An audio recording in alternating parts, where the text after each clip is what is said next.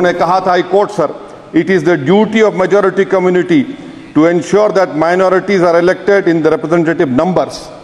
BJP मुसलमानों की नफरत पर जीतती है और मुसलमानों के नाम निहाद मसीहा मुसलमानों के 90% ज्यादा वोट हासिल करते हैं, मगर फिर भी इस ऐवान के दरवाजे नहीं खुलते मुसलमानों के लिए और सिर्फ 4% मुसलमान जीत कर आते हैं। सर, संविधान सिर्फ एक किताब नहीं है जिसे चूमा जाए, संविधान एक किताब नहीं है जिसे दिखाया जाए, संविधान एक सिंबल भी है, मगर संविधान एक हमारे बुजुर्गों के ख्वाबों की किताब है। हमारे जमहूरियत को हमारे बुजुर्गों ने इस तरह समझा, हमारे फाउंडिंग फादर्स ने इस तरह जमहूरियत को समझा कि इसमें हर समुदाय और मजहब और समाज के मानने वाले लोगों की राय को शामिल किया जाएगा इस मुल्क को चलाने के लिए, मगर इस ऐवान में सिर्फ 4% मुसलमान जीत कर आते हैं। मैं संविधान से जो मोहब्बत के दावे करते हैं उनसे कहूंगा कि कभी उठाकर पढ़ो कॉन्स्टिट्यूएंट असेंबली डिबेट्स में कि नेहरू ने, H.C. मुखर्जी ने, सरदार हुकुम सिंह ने माइनॉरिटीज के बारे में क्या कहा था। सर, वतन अजीज का मुस्तकबिल कैसा होगा जब बीजेपी मुझे गायब करना चाहती है और दीगर हिज़्ब इख्तिलाफ की पार्टियां के लिए मेरा वजूद सिर्फ वोट डालना और अपनी खबर में जाकर सो जाना है। इसीलिए आप देखते हैं कि ये समाजी इंसाफ है सर कि 4% मुसलमान जीत कर आते हैं। सर, इस ऐवान में ओबीसी समाज के एमपी अब अपर कास्ट के एमपी के बराबर हो चुके हैं।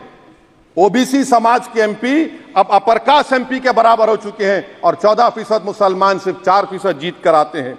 CSDS का डेटा यह बताता है कि इस मुल्क में जो वोट बैंक है, जो एक मुश्त वोट डालता है, वो अपर कास्ट का है। मुसलमान का कभी ना वोट बैंक था ना कभी रहेगा।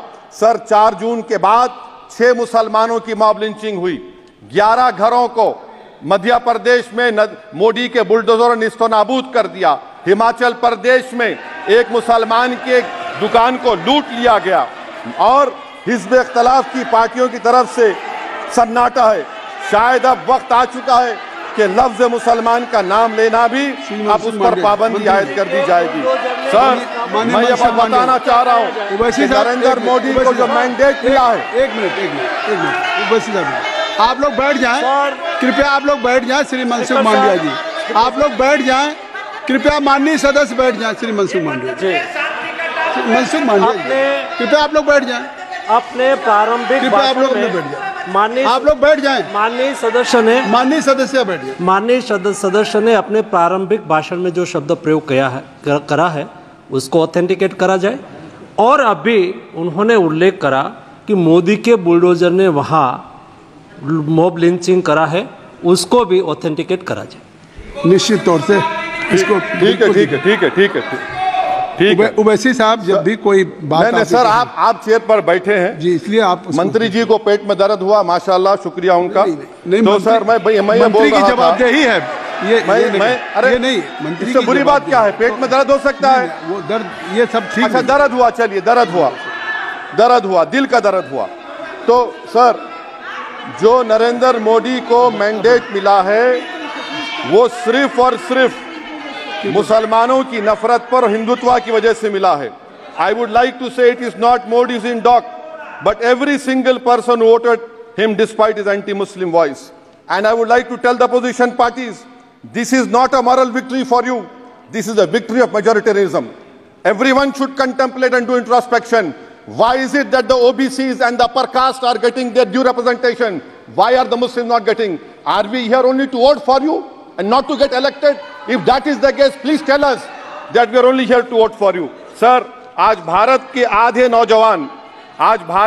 नौजवान बेरोजगार हैं और रोजगार की तालाश, बेरोजगारी का आलम यह है सर कि मोदी सरकार के 5 साल में 75 लाख एस्पिरेंट्स की जिंदगी बर्बाद हो गई, 6 पेपर लीक हुआ। बेरोजगारी का आलम यह है सर कि रशिया जा रहे हैं, वहां जाकर अपनी जानों को दे रहे हैं। बेरोजगारी का आलम यह है कि नरेंद्र मोदी रोजगार का कैंप चलाती है नौजवानों के लिए कि तुम इजराइल में जाकर काम करो, उनको कैनन फॉडर बना रही है ताकि फलस्तीनियों की जायदादों को हड़प कर सके। ये भी कंक्लूड कर। अरे सर, मेरा टाइम है। कहाँ टाइम है सर? आप ये टाइम ले लिए मेरा। सर, मैं 2 मिनट दीजिए। ये विश्व गुरु की पॉलिसी है, इजराइल को 27 टन इजराइल को 27 टन हथियार जा रहा है। 9 मिलियन भारत के लोग गल्फ में काम करते हैं, क्या असर पड़ेगा? 47,000 इजरायली फलस्तीनी मार चुके हैं।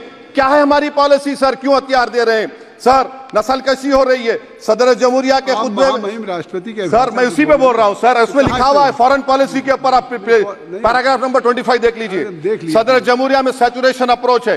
क्यों नहीं मोदी सरकार माइनॉरिटीज को फ्री स्कॉलरशिप को डिमांड करती है सर? उसको आपने बजट कम कर दिया सर। बनारस का बुनकर 18 महीने से मंडी का शिकार है, सूरत और बेंगलुरु जा रहा है सर। आखिरी बात कंक्लूड कर रहा हूं, आखिरी बात सर, पनून केस में निखिल गुप्ता, मोदी ने कहा था कि हम घर में घुसकर मारा, तो निखिल गुप्ता को किसने ऑर्डर दिया था पनून को मारने का?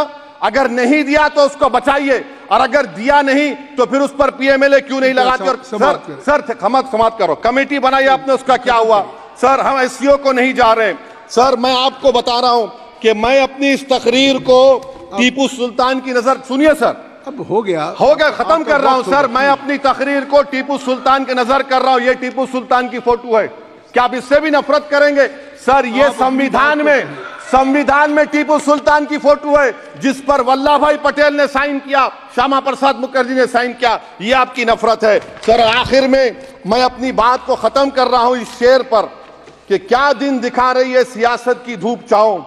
जो कल सपूत थे वो कपूतों में आ गए, थे इस कदर अजीम के पैरों में ताज थे, इतने हुए जलील के जूतों में आ गए। बहुत बहुत शुक्रिया सर।